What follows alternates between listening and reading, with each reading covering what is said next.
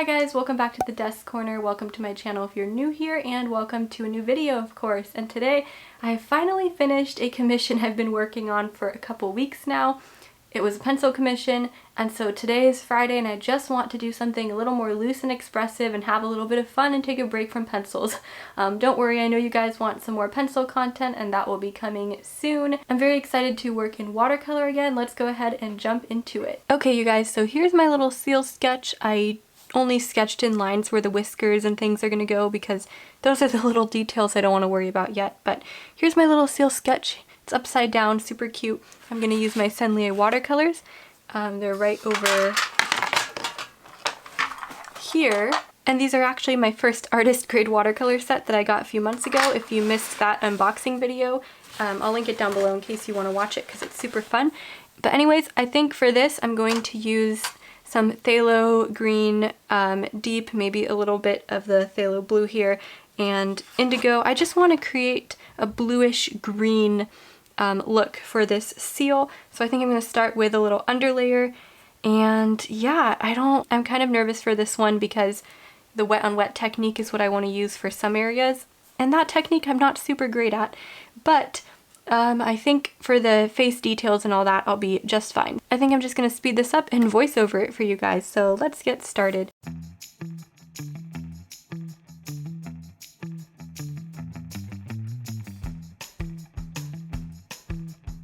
There you can see me kind of mixing up some of my greens and blues, and I didn't actually have to do a lot of mixing because with this palette I have a lot of colors already, so I am only mixing if I want to really deepen up or lighten up a color.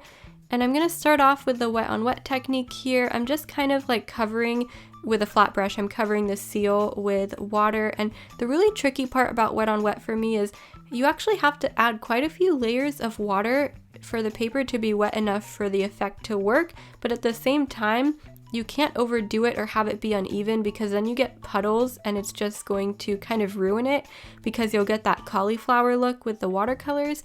So it's actually kind of tricky. And it takes longer than you would think to add all those layers of water before you're ready to go in with your paint. So I'm never sure if I add enough water, but I ended up going in with my lighter yellow, maybe it was lemon yellow or something like that, and then light green on top. I'm working from light to dark here. I'm going to leave the belly of this seal actually quite like light because in the photo, the light is reflecting off of it because the seal is upside down facing its belly facing the surface. Light coming down on its belly, and therefore you can't really see anything. It's just kind of like reflecting light, so I'm going to leave it kind of almost blank in my final painting and not add too much to it. As I was working on this, I thought maybe the colors are too bright, but watercolor always dries and looks a little bit more faded out and light than it does when it's wet, so I was trying to keep that in mind as I was working.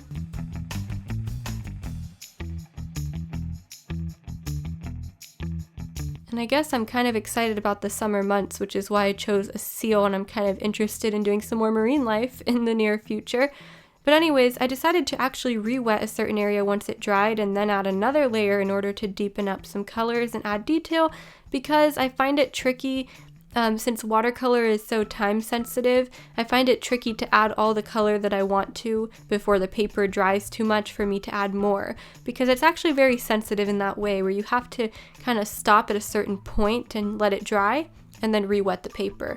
And I didn't want to take too much of a risk there. I might have even been adding paint for too long, or I might have not added enough water to begin with. I'm not really sure. I think I still was able to get the effect that I wanted of all the soft colors bleeding into each other. And I just kind of go in and re-wet area by area at this point. And then I'm adding in some of the deeper green colors. And I actually really like how this part turned out.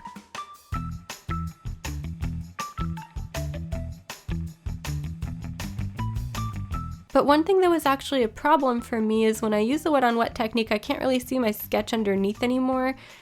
So it was hard for me to go in and work on details after this, and I kind of ended up messing up the eyes. Don't worry, I ended up fixing it again later, but because the wet on wet technique, you want to cover the whole area, you end up covering other areas that you sketched in, and I don't want to sketch too dark because then the graphite is going to show through a little bit too much.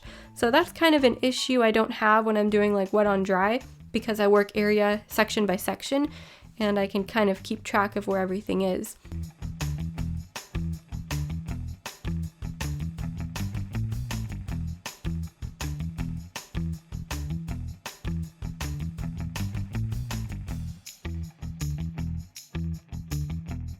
The seal kind of awkwardly ends on the bottom right side of the paper because I didn't have, that's kind of where the reference photo ended, so I didn't really know what to do there. I kind of just left it. And I feel like I did kind of get that little cauliflower effect in some areas as well, but that's okay. It ended up being fine in the end because the seal does have a lot of spots on its back, so some of that served as like spots. I ended up using my paintbrush to create more of them, which might have been done off camera. Or maybe it was on camera, I can't remember.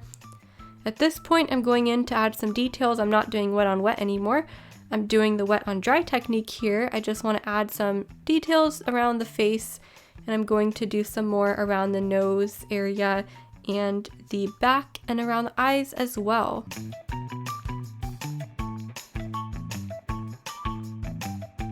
Now what I like about watercolor is that the lighter layers underneath dry so very light that you really preserve that highlight, and you're able to have some of that show through at the end. Oh, here's the part where I accidentally recorded me practicing rather than me actually going in and working on the eyes. Sorry about that, you guys. I think I pressed record. I was trying to turn the camera off, and then I pressed record instead, and then I turned it off when I went to work on the actual painting, which is lovely. So as you can see, I worked on a few more areas in the painting, but it looks pretty bad because I'm not very good at doing detail work with a paintbrush, and I don't know where my smaller one was. So that's what happened here, but don't worry, lo and behold, I'll go in and fix it.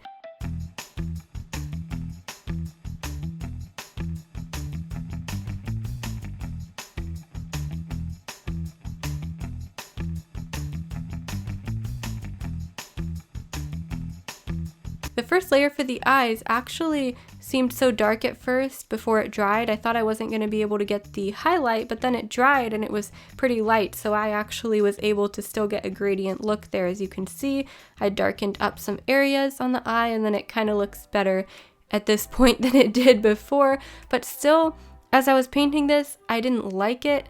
I kind of was just working on it to finish it at this point, and I wasn't happy with it.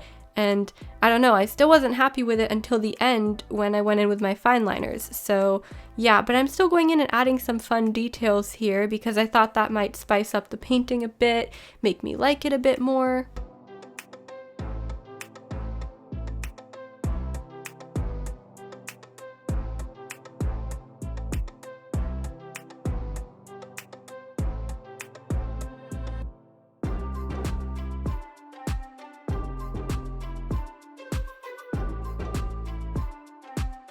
And I might have been going a little too hard on the details here.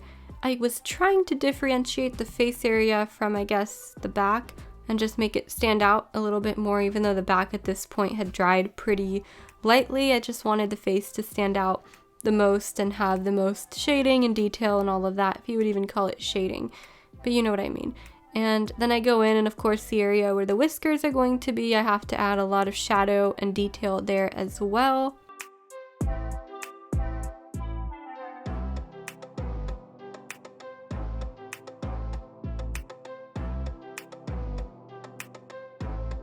And guys, as I was painting this, again, I wasn't enjoying painting this at this point. I didn't like how it looked because I just felt like it just didn't come out how I expected it to when I imagined it in my head.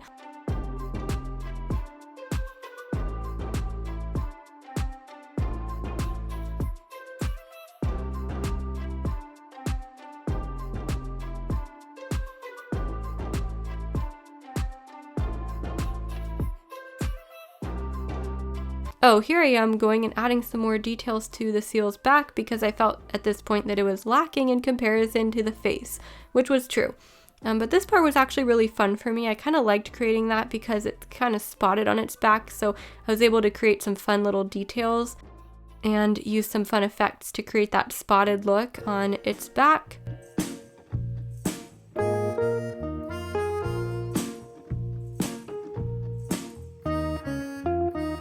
These colors are absolutely beautiful, by the way. I love my watercolor set. I think that the colors are lovely. When you layer them, they just become so vibrant and gorgeous. They're not quite so opaque when you first go in on your first few layers, but then they really start to deepen up. Oh, and here's where I'm actually trying to fix things. So I go in with my fine liner, start to add all the whiskers, because there was no way I was going to be doing that with a paintbrush. I'm not very good at detail work with paintbrushes, and I don't even think I have a very tiny detail paintbrush as it is. So I went in with my Faber-Castell Pitt pens and kind of just fixed up the eyes that were kind of messy, the nose, the mouth, the ear. Is that the ear? But I was going in to fix all of that with the fine liner and add in all those whiskers too. This part is super fun.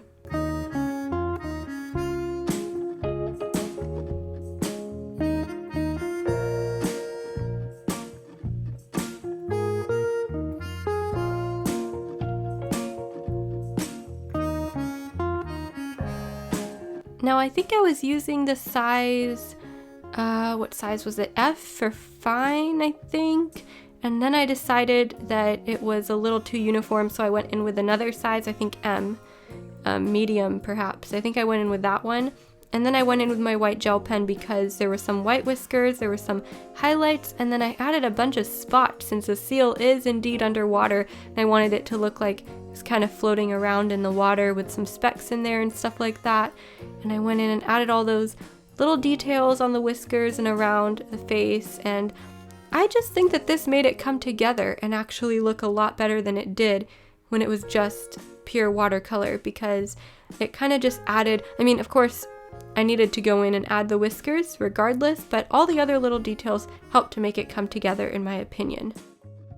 Oh, I went in here with my brown, I think micron too, to add some more floating specks so it looks kind of even, like the seal is indeed floating underwater. But I didn't feel like painting the water in, so I just ended up doing a few splashes. And I think I sacrificed one of my pro colors for this to kind of tap the paintbrush. I'm just kidding, nothing happened to the pro color, but I'm not using it for anything else anyways. And then I'm just adding in those little splashes.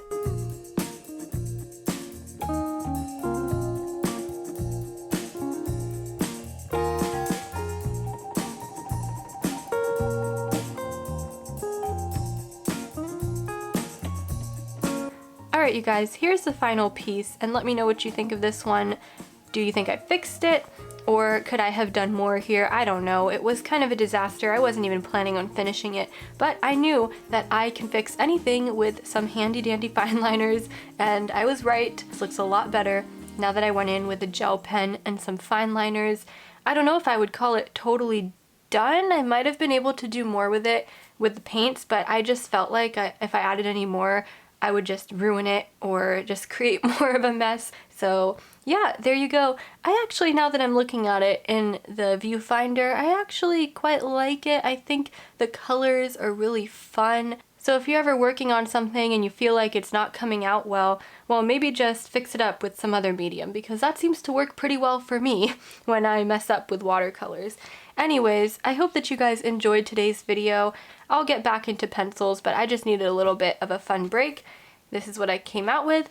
And thank you guys so much for watching today's video. I will see you guys in the next one. Bye!